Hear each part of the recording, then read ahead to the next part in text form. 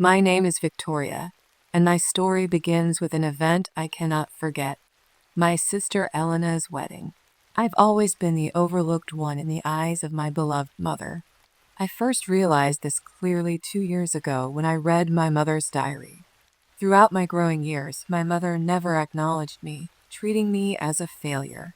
I always felt like a shadow in the family, just an outsider in every event of theirs. I was discarded at my sister's wedding. I wasn't allowed to sit at the main table with everyone else, but instead was placed at a table in the hallway. This wasn't a mistake. It was a deliberate arrangement, and I slowly realized that I was not important in this family. Even my mother couldn't change this, and through events like this, I understood that love in this family wasn't meant for me. Memories of being forgotten in the past, of my mother forgetting my birthday, or when Elena was always favored more than me, began to surface in my mind. I decided to leave my family to find freedom for myself. One day, my mother and sister came to find me after years of separation, but not because they were worried about me, but because they needed something from me. My family had taught me a hard lesson. 2 years ago, I returned to my parents' house, the place where I had spent my childhood, a place where sweet and bitter memories intertwined. I thought I would find a bit of peace in that house, despite the long separation. But what I found was a truth I had never dared face. One afternoon, while cleaning out my mother's old cupboard, I discovered an old diary tucked away in a corner. The diary had been covered in dust over the years, like an object that held secrets my mother had intentionally forgotten. I opened the diary, and immediately, a cold feeling swept over me. Every page was dedicated to Elena. My mother wrote down every detail of Elena's life, her days of academic achievement, her accomplishments, the joys she shared. My mother wrote about everything of Elena's, but I, despite living in this house all those years, didn't appear once. Each page, each line of writing was for Elena, while I was left with no mention, no line, no trace of my presence. Then, on the very last page, I found a single line my mother wrote about me. She wrote, "Nothing special, just an ordinary child." Those words were like a sharp knife stabbing into my heart, making it hard to breathe. The feeling of humiliation and disappointment crashed like a wave into my soul. I had always known I wasn't important to the family, but when I saw those words, I realized that I was just a shadow in my mother's life. She never saw me, even though I had always been there, trying, hoping, and waiting. When I was a child, everything was even clearer. On my birthdays, my mother never remembered. I vividly remember one time on my birthday, my mother ignored it, but she prepared a grand birthday party for Elena with friends, presents, and kind words. And I just sat quietly in a corner of the room, silently watching everything unfold, feeling sad. "Mom, why didn't you prepare a birthday for me?" I once asked. My mother just sighed, her gaze devoid of emotion. "You don't need it. There's nothing special to celebrate." Those words, though said a long time ago, still resonate with me. No one ever asked about me, no birthday wishes from my mother, and I just had to stay silent, consoling myself that it's okay, she has her reasons. With each passing year, I felt the coldness from my mother more deeply. No matter what I did, how good I was at school or how hard I worked, I never received any recognition from her.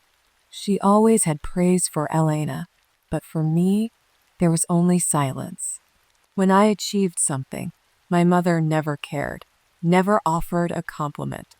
"You did well," I once said to her after a test, hoping for some encouragement.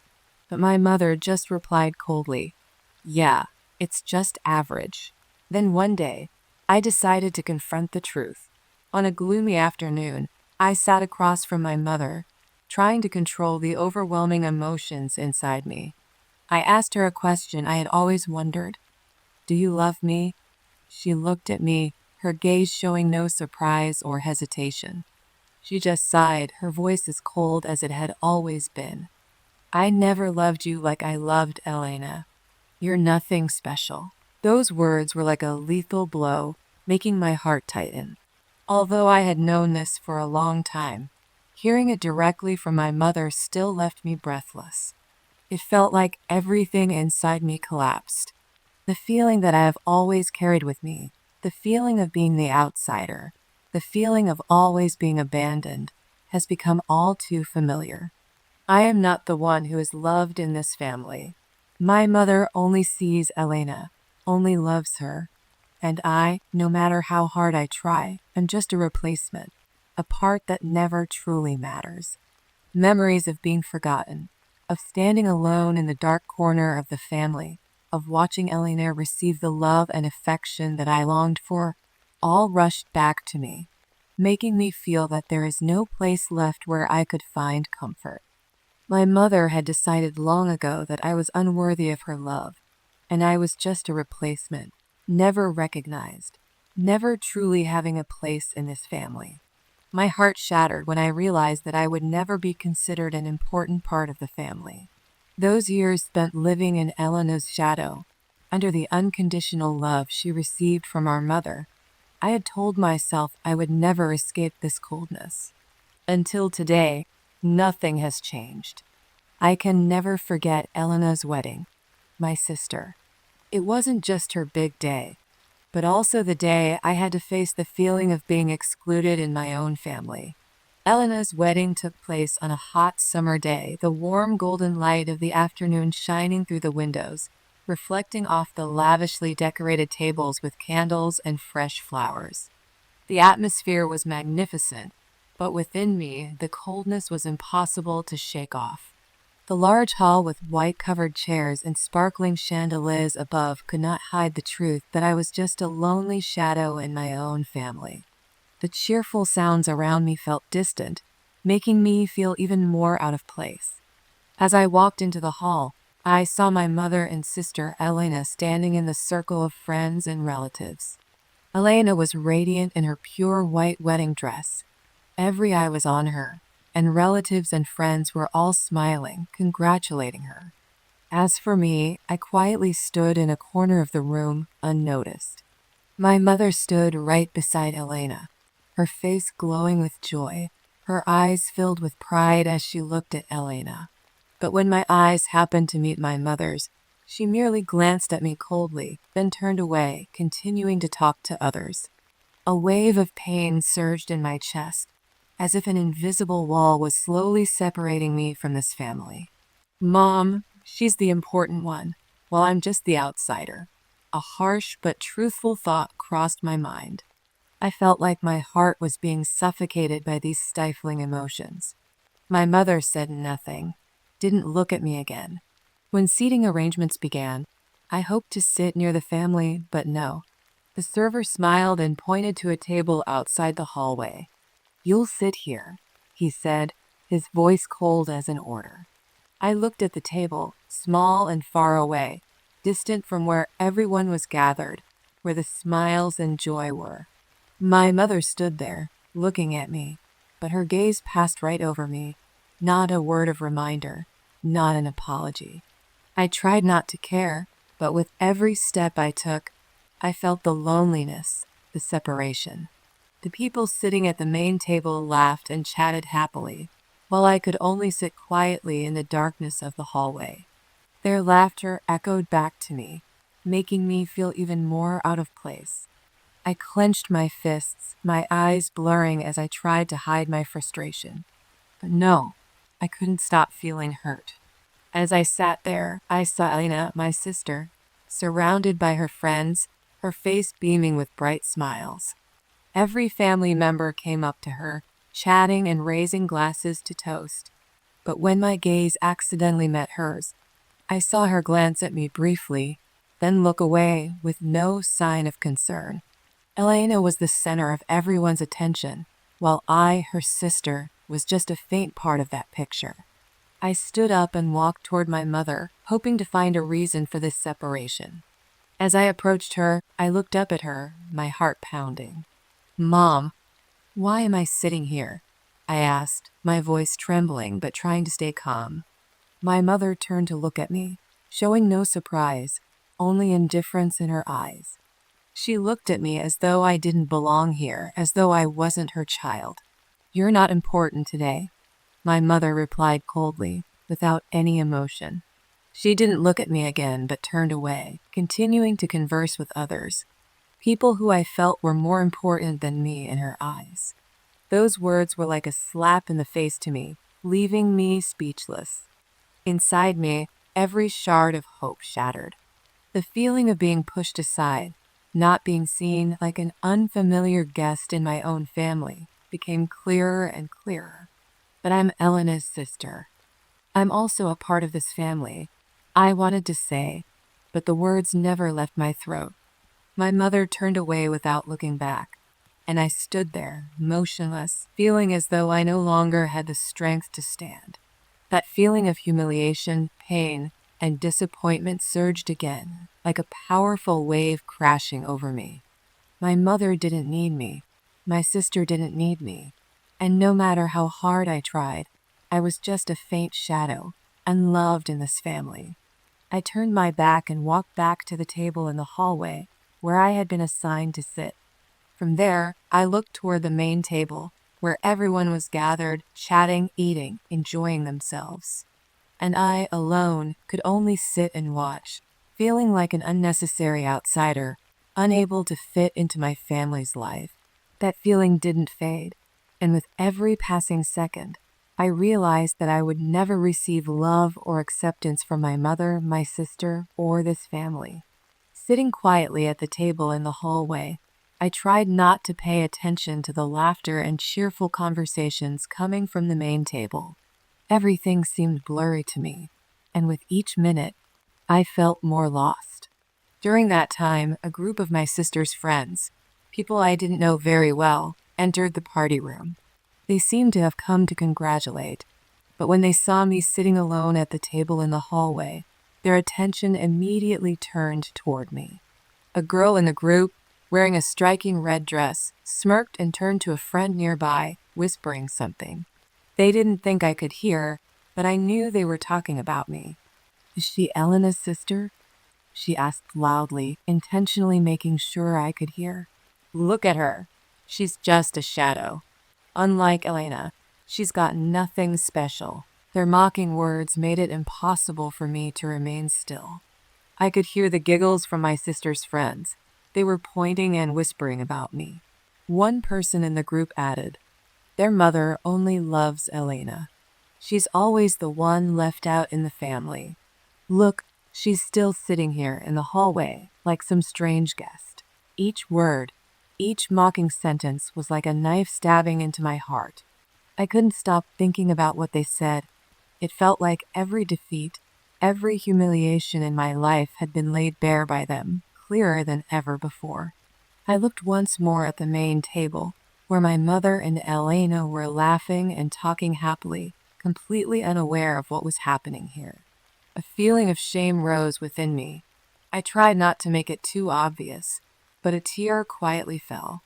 I felt an overwhelming sense of worthlessness. Everyone in the family, even my sister's friends, looked at me like a failure, someone who would never deserve love or attention. I just wanted to leave, to walk away from this wedding, from this place where I always felt like I didn't belong. But I didn't. I just sat there, trying not to let anyone see the pain swelling inside me.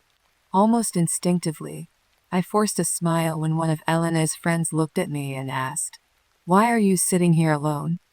I smiled weakly, replying, "Oh, I just like to sit by myself." The feeling of being hurt continued to rise within me, as though everything around me was spinning out of control. The words from Elena's friends were like sharp blows, not from obvious enemies, but from the very people I had hoped would love and respect me. I couldn't say anything, couldn't protest. I could only sit there, silent, hearing the jabs without being able to do anything. Seeing them laugh at me, looking into the indifferent eyes of my sister's friends, I felt completely worthless. Each time one of them glanced at me with mocking eyes, I felt my heart tighten again. The feelings of insecurity and shame grew stronger. I began to ask myself, was I really a loser? Was I someone who would never deserve attention, love, or respect from anyone in this family? I tried to control myself, but I couldn't stop thinking about those things. Mom will never see me this way, I thought. She'll always think of Elena as perfect, while I'm just the replacement. My mother had once said I had nothing special, that I had nothing to be proud of. And now those words were like a sharp knife, deeply embedded in my mind, making me feel like I would never be seen as an important part of the family. I looked over at my sister, Elena, laughing and chatting happily with her friends. She was always the one receiving all the attention, compliments, and admiring glances. She was the center of everything, and I was just a faint shadow standing on the outside. Memories of the past, of times I tried so hard to get my mother and sister to notice me, of times I longed for love, now felt like wounds that could never heal. They didn't need me. My mother didn't need me. My sister didn't need me. And now, even my sister's friends didn't need me. I looked down at my hands, trying to soothe the pain rising inside me. My fingers trembled, and I tried to clench them tightly, but I couldn't. A tear I couldn't control slid down my cheek. I didn't want anyone to see, but I couldn't stop the feeling of being heartbroken. I was just an outsider in my own family, and perhaps I had to accept that. Why am I like this? I asked myself. Why does no one see me? Why do I always have to endure, always have to be the outsider? These questions kept swirling in my head. My sister's friends, they laughed and whispered about me, and I could only sit there, biting my lip, unable to say anything. It was only me who wasn't worthy. It was only me who wasn't good enough. That's what I thought, and with each passing second, that pain became clearer. I couldn't change anything. I couldn't change how my family treated me. I couldn't change how my mother and sister saw me. I was just a girl who always had to stand outside, always had to endure and stay silent. But then, a sudden thought flashed in my mind. I don't have to prove anything to anyone, I told myself. I don't need recognition from my mother or sister, or from Elena's friends. I can live for myself. That feeling, though just a fleeting thought, felt like a small ray of light shining through the thick darkness I was in. Even though my mother and sister didn't need me, even though I had no place in this family, I still had the right to live for myself. Even if I wasn't loved, I could still love myself. I stood up, my heart pounding, the weight in my chest making it hard to breathe. No, I can't take it anymore, I told myself. I glanced around one last time, then turned and walked out of the party room without looking back. All eyes were on me as I passed by, but I didn't care. I walked outside to a place where no one was, where I could clearly feel who was truly important in my life. Not my family, not strangers I had always tried to please, but me. Stepping out of the lavish wedding atmosphere, I took a deep breath, the fresh air outside feeling so much cleaner. But as soon as I turned around, I caught John's gaze. He was an old friend of Elena's, someone I had met a few times and always felt understood me.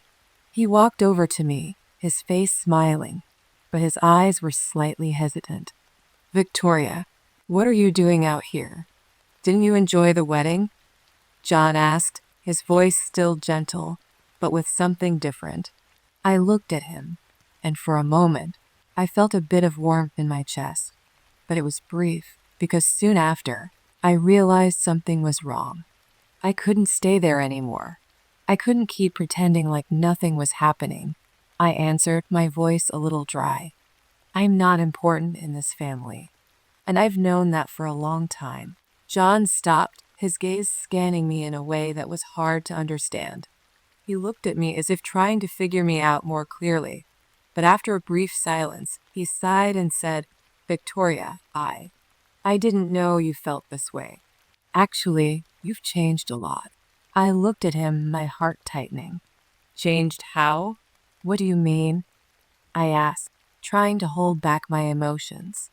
John slowly stepped closer, his eyes filled with regret. I think you were different before. You used to be this cheerful, passionate girl. But now, he paused for a moment, as if searching for the right words, but then chose to remain silent. A sudden shock hit me. So you think I've changed, right?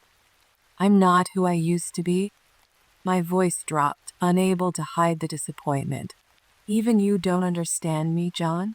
He shook his head quickly, trying to explain. That's not it.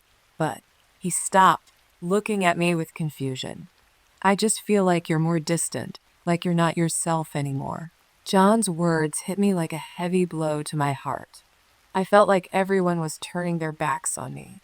Not just my family, but even those I had trusted, those I felt understood me. Even John, the one I had always considered a friend, couldn't see the pain I was carrying inside. Do you understand that I've always had to live in her shadow? I asked, my voice tense, but inside, the feeling of loneliness welled up. Do you understand that I've always tried to be seen, loved, and accepted? I said. I don't want to continue living like this anymore. I don't want to keep seeking validation from people who will never understand me. John looked at me, his gaze a bit unfamiliar and regretful, but I didn't need his sympathy anymore.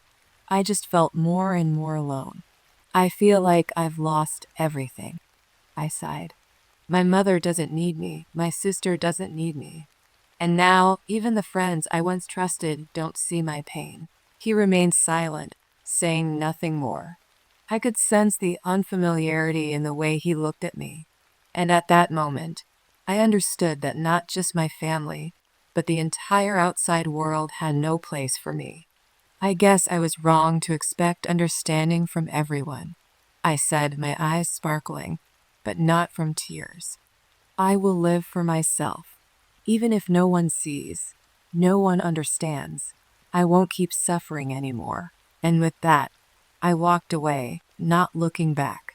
The pain still lingered, but there was something new, something like freedom beginning to form inside me. I didn't have to keep playing the game that my family and those around me had set up. I would choose to live for myself, no matter how lonely it might be. After Elena's wedding, I began to clearly realize that I couldn't keep living in the shadow of my family. Everything had come to a point where it had to end. My mother continued to look at me with her cold, indifferent gaze. That feeling wasn't just from the wedding, but from all the years I had endured. My mother always saw me as a useless child, with nothing special to be proud of, unworthy of love. And the peak of that disdain came when she treated me like an outsider in my own family. One morning, after sitting silently alone in a room full of sorrow, I decided I couldn't continue living this way. I didn't want to be the guest at my sister's wedding. I didn't want to live in a family where I was never considered an important part. I wanted freedom. I wanted to be myself, not a shadow of anyone else. And so, I decided I would leave the family, leave everything that had kept me bound for so many years. Mom, I can't live like this anymore, I said, my voice firm, though my heart was racing with anxiety. I won't be part of this family's life anymore. I'm leaving. My mother looked up at me, her gaze as cold as ever. She showed no surprise or sadness. On the contrary, she looked at me as if I had done something pointless. Where do you think you're going? You have nothing, just a daughter with no future, she said, her tone dripping with sarcasm, showing no attempt to hide her contempt. This family is all you have. You can't live on your own, Victoria.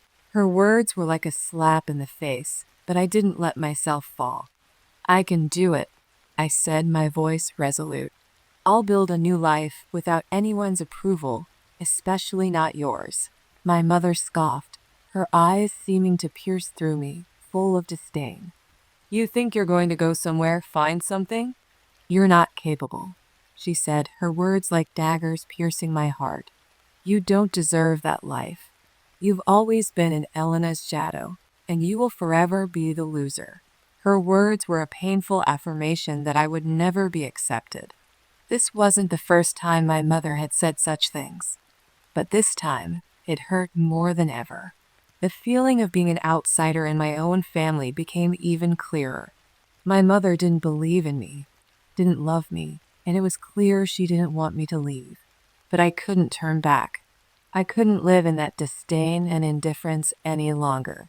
When I decided to walk away from the family, I wasn't just leaving this house, but leaving behind the expectations and rejection from my mother. I didn't want to keep being a spectator in my own life. I wanted to write my own story. I moved to a new city and started building my small business. When I first started the company, nothing was easy. Even though I had strong determination and faith in myself, there were times when I felt like everything was against me. In the early days, I had only a small, cramped office, an unprofessional team, and limited finances. I didn't have any connections, no support network, and most importantly, I didn't have a family behind me to back me up. My mother still didn't believe I could achieve anything great, and my sister Elena only saw me as a sister who wasn't capable, not strong enough to compete with others. I took each step slowly, starting with the smallest tasks. Every morning when I woke up, I reminded myself to be strong. I didn't have time for weakness.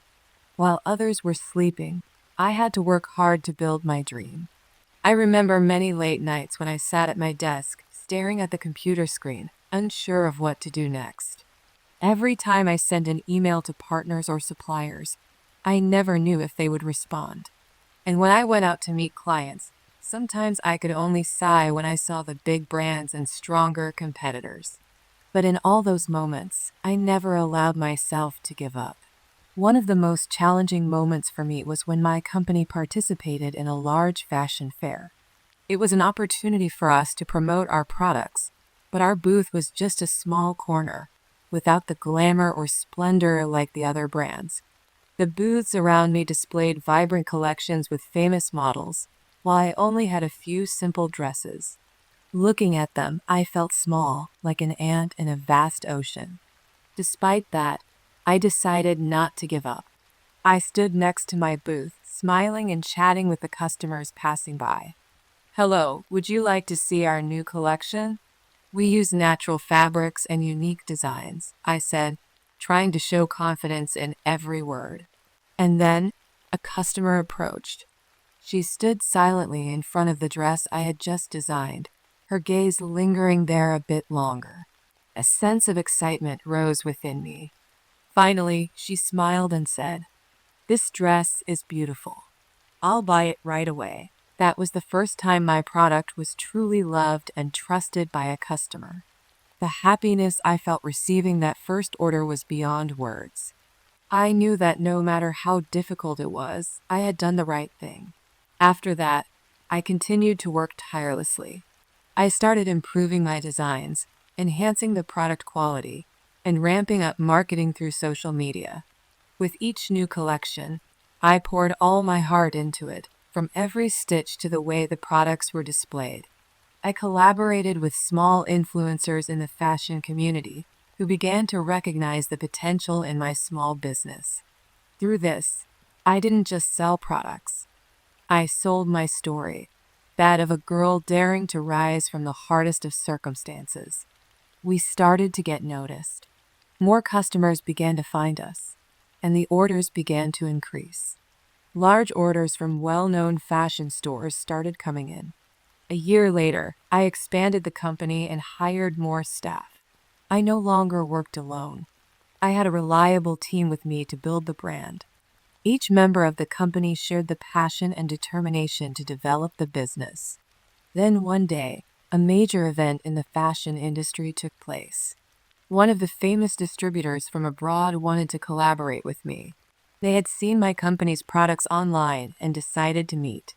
It was an important meeting, and I couldn't let this opportunity slip by. I prepared thoroughly, from selecting the right collection to researching the partner in detail. When the meeting ended, they agreed to work with us to distribute our products in other countries.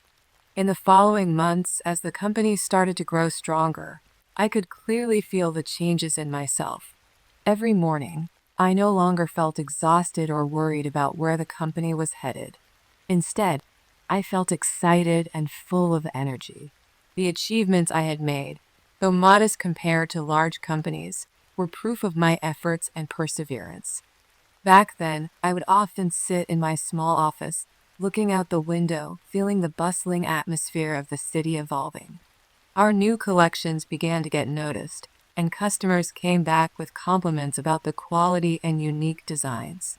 The feeling of working not because of others' expectations, but because of my own passion, was what made me feel more fulfilled than ever. But this journey has not been easy. Every time I saw a large order, I had to think carefully about production, the hidden costs I would have to face. I still remember the nights I stayed up late to plan marketing strategies, negotiate with partners, and prepare for product photo shoots. There were times I felt exhausted, as if I didn't have enough energy to keep going. But in those moments, I remembered the tough days when I first started, when I had only myself and a few simple dresses to sell. I told myself I couldn't give up, because what I had built was too important to me. One of the biggest turning points for the company was when we signed a contract with a major store abroad. This was our first important step in expanding into the international market. During the days of preparing to export our products, I worked tirelessly, sometimes up to 18 hours a day, to check the production processes, shipping, and all necessary paperwork. The moment I received the confirmation email from the foreign partner, I couldn't contain my joy. At that moment, I just wanted to scream with happiness. My company was not only growing in the domestic market, but was also stepping into the world. With the continuous growth of the company, I decided to expand the team, hiring talented individuals, designers with passion and deep knowledge of fashion. I didn't want to just build a simple company. I wanted to create a creative environment where everyone could contribute and develop their talents. My team gradually became stronger, and every time they brought new ideas for the next collection, I felt that I had not made a mistake in walking this path. 2 years later, I look back at everything I had accomplished. The company was no longer a small name in the fashion industry. We now had a large office, a professional team, and collections that were loved not only domestically, but also internationally. I received compliments from fashion experts and customers who had trusted my brand. But for me, the best thing was that I no longer felt alone or pushed aside. I had found my place, and more importantly, I had found myself. My mother never acknowledged that I had succeeded, and Elena never offered any compliments. But that didn't matter anymore.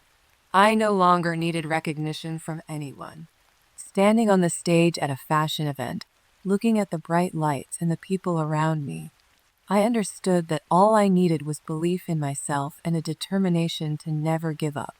When I looked at the newly launched dresses, the collections that customers were loving, I saw a part of myself in them, a part that had walked through all the difficulties and challenges, not only to achieve success, but also to live true to my dreams and passion.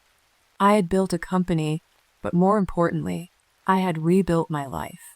And that is what I am most proud of, not because of the company's success, but because I dared to change, dared to give up the safety net to live for myself.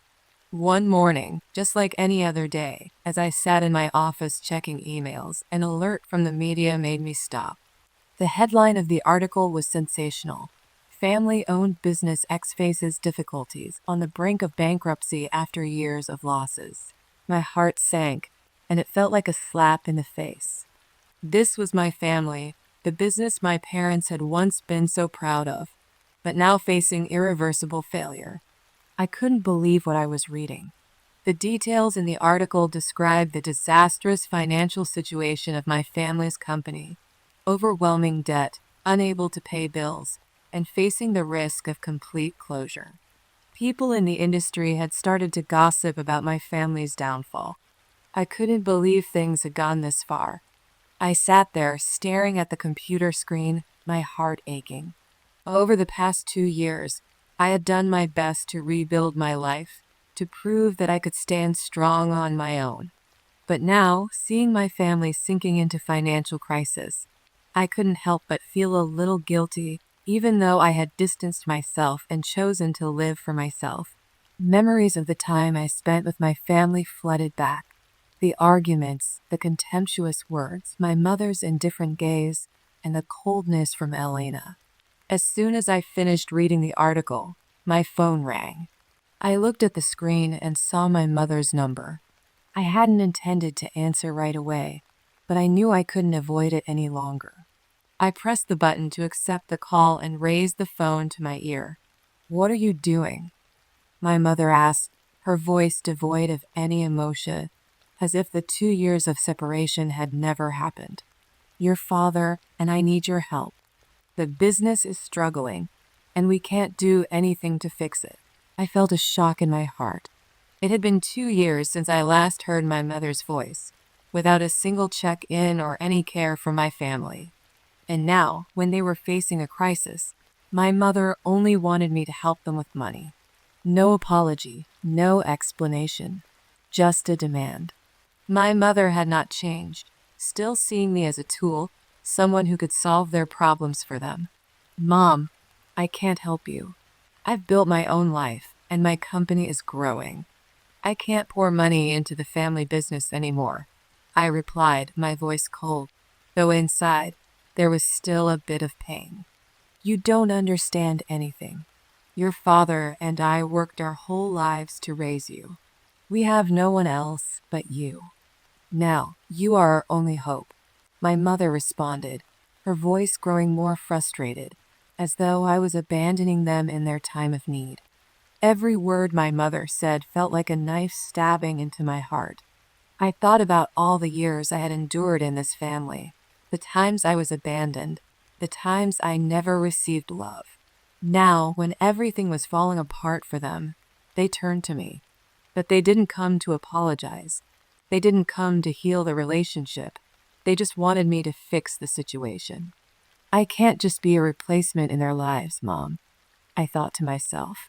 "I can't help you," I answered, my voice even more resolute. "I've lived a different life, and I will not go back to the way things were. You and Dad need to learn how to stand on your own." My mother fell silent for a moment, as if she hadn't expected me to refuse. "You've changed. I don't recognize you anymore," she said, her voice full of deep disappointment. "If you don't help us, we'll have nothing left." At this point, I couldn't bear it any longer. "I've been living for myself for the past 2 years, Mom. I'm no longer the tired girl in Elena's shadow or in your shadow. I can't keep living for the expectations of the family." My words were like a final closing of the chapter on everything I had been through with this family. I had let go, not because I didn't care, but because I understood that if I didn't choose myself, I would always remain their shadow. I had never received love from them, and now I realized that not all of life's problems could be fixed with money or apologies. Sometimes, healing only comes when you learn to let go of toxic relationships and choose your own path. "I won't help you," I said clearly again before hanging up the phone. "Good luck, Mom." After hanging up with my mother, I sat still in my office. The entire space around me felt suffocating. Even though I wasn't part of the family anymore, even though I had been away for years, that moment still made me feel like I was returning to the past, where feelings of humiliation, abandonment, and my mother's cold judgments came rushing back. 2 years. 2 years I had lived in a world without them, a world where I had gradually found peace and freedom. And now my mother was calling me just to ask for money. There was no inquiry, no concern about my life, how I was doing, if I was healthy, or if I was happy. My mother just wanted me to financially help the family business, just wanted me to save the family situation, as though I was her only lifeline. This feeling truly felt like a strong punch to the face. Even though I had decided to live for myself, even though I had built an independent life, my own family had come back to me only when they needed money. I wondered, why did I have to endure this? Why couldn't they see the pain I had suffered growing up in such a family? Why now, when I had finally found my footing, did they only see me as a financial resource, not as a person with my own feelings and aspirations? The feelings of humiliation, pain, and disappointment surged within me. I never asked them to love me. I never asked them to treat me differently. But I had at least hoped that after all those years, when I returned, they would treat me with respect, concern, or at least ask about my life. But no, they only saw me as a tool to solve their financial problems. I stood up from my desk, walked over to the window, and looked outside. The vast city was bustling with busy people, but I felt small, alone, in a world full of opportunities and relationships. My mother was no longer someone I could turn to for comfort, no longer someone I could expect love or empathy from. She had not changed, and I had tried to change myself, but now it felt like I was still stuck in the past. I tried to calm myself, but the disappointment inside me kept rising. How could I live in a world where my family only sought me when they needed financial help? How could I continue a relationship with people who had never truly shown me love and respect? The question, why, kept swirling in my mind with no answer. Even though I had decided to live for myself, every time I had contact with my family, I felt like a part of me was being pulled back, reminded of everything I had struggled to overcome. My mother never asked if I was okay, if I was happy. She only asked if I could help financially. That feeling, though familiar, still made me choke up. I looked into the mirror, wondering if I could continue living without my family's concern. Could I keep building my life without their recognition? It felt empty, but I knew I couldn't continue like this. I had to be stronger, to keep living the way I wanted, even without the support of my family. The truth is, I had lived a life full of sacrifices and a yearning for recognition. But now, I understood that I no longer had to chase after old shadows. I had achieved what I wanted, but not from my family, rather from myself. My mother could continue seeking help from me, but I would never go back to the old life, never allow myself to become a tool for their indifference and coldness. And so, I decided to continue my path, not allowing the calls from my family to pull me back, not letting their financial demands overshadow what I had built. I won't go back, I told myself, more determined than ever to keep moving forward. The next day, as I sat in my office, preparing for a meeting with the design team, my phone rang again. I looked at the screen and saw Elena's name, my sister. The feeling inside me wasn't surprise, but weariness, because I knew that a conversation with her would bring painful emotions, just like all the previous times. I didn't want to answer, but I thought maybe I should face it. "It's me." Elena's voice came through, calm but with a hint of tension, as though she was trying to control her emotions. "Victoria, can you come home? Mom and Dad really need you to help." I was silent for a few seconds, unable to say a word. Just as I had suspected, she was back to asking for help. There was no inquiry about my life, no asking how I was doing, only demands. Help Dad and Mom? I thought, and my disappointment surged again. "Sis, I don't understand why you're doing this," I replied, my voice cold, though inside there was still some confusion. "I left the family because of how Mom and Dad treated me. Now you're here asking me for help? Do you think I'm still that dependent little sister?" Elena was silent for a moment before responding, her voice dropping. "You don't understand, Victoria. Mom and Dad are really struggling. I don't know what to do to help them, but you're the only one who can save them." "Me?" I snapped back, unable to hold back my anger. "You think I can go back to help them? Help the family that never saw me as an important part? What about you? You're loved, you've been favored by Mom, but now you're this useless, unable to do anything for Dad and Mom?" I couldn't stop letting the accusations flow, the emotions I had bottled up for so long erupting like a wave. Elena was quiet again, and I could hear her take a deep breath. "Don't blame me like this," she said, her voice choking. "I don't have any other way. I don't know what else to do. Only you can help our family get through this." Her words were like a knife, deeply cutting into my heart. Again, it was a demand, the expectation that I would be the one to save everything. I was no longer the sister they loved and cared for. To them, I was just a means to an end, a lifeline when they were in trouble. The feeling of being used was clearer than ever. "You can help Mom and Dad yourself," I said, my voice losing patience. "You're the one Mom loves. Why can't you help them now? Mom always puts you first. You can do everything. You can help them. But you choose to stand by and watch as they go bankrupt?" Elena didn't respond immediately. She must have realized that I was no longer the obedient little sister, just waiting to comply with the demands of her or the family. I had stopped accepting the mistreatment, stopped accepting being their shadow. "Do you really not want to help?" Elena asked, her voice sad, almost desperate. I sighed, feeling like there was a heavy weight pressing down on my chest. "Do you think I don't want to help? I've wanted to help. I've wanted to love this family, but they don't need me. Mom doesn't need me. You don't need me.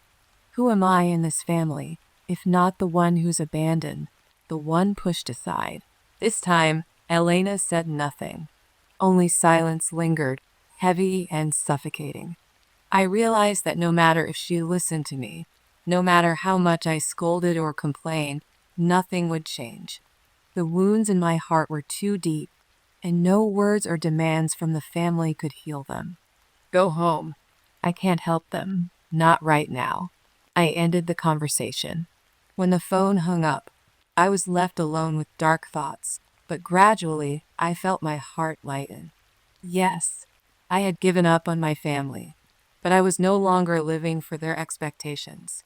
I didn't have to save them, because in the end, I understood that saving myself was the most important thing. Family is a very sacred word to everyone. We all grow up believing that family will be the place where we are loved unconditionally, where we find protection and care during difficult times. But through my own experience, I've realized that family isn't always those who bring unconditional love. Family, in its true sense, is those who respect you, love you, and accept you no matter who you are or what you do. When a family can't see you as an important part, can't love you as you deserve, then you must learn to walk on your own.